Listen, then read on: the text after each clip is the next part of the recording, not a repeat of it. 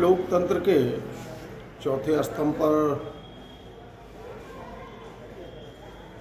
इस लोकतांत्रिक व्यवस्था का पूरा मकान, पूरी इमारत टिकी हुई है।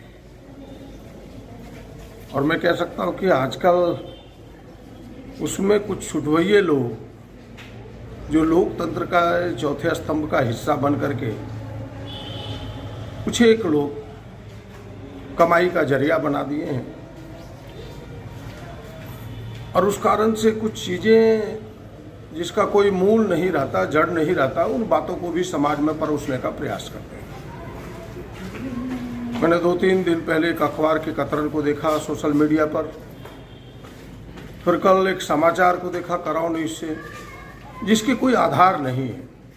मुझे पता है कि भारतीय जनता पार्टी को जब लगता है कि हमारा अपोनेंट काफ़ी मजबूत है, हमारे विरोधी काफ़ी ताकतवर है, तो तरह तरह की चीज़ों का इस्तेमाल करते हैं। उसमें ईडी है, सीबीआई है, कुछ बिकने वाले चौथे स्तंभ के हिस्सेदार हैं। उसमें से कुछ एक लोग जो सच में पत्रकार नहीं है, सच में मीडिया के भाग नहीं है, लेकिन खाने कमाने के लिए एक मोबाइल ले लिया, उस जरिया का उपयोग करता है। ऐसे लोगों को दुरुपयोग करके, और कांग्रेस के अंदर भी कुछ चीज़ें चलती रहती है।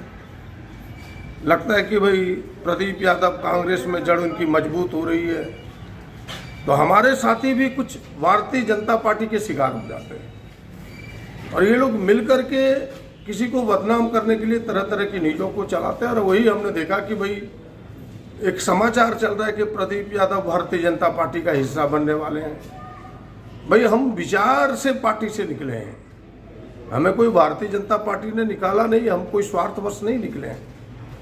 हमारी विचार की लड़ाई है, और यह विचार की लड़ाई देश के लोकतंत्र के, देश के संविधान को बचाने के लिए, देश की एकता और अखंडता को बचाने के लिए, देश का जो धर्मनिरपेक्ष छवि है उसको बचाने के लिए हम सामने आए हैं। इसलिए इस प्रकार की बातों में हमारे समर्थक ना भ्रमित हों, हमें चाहने वाले भ्रमित ना हों। हम जहाँ हैं वहीं हैं, और जब तक जिंदा हैं तब तक शरीर में खून का एक भी कतरा बाकी रहेगा।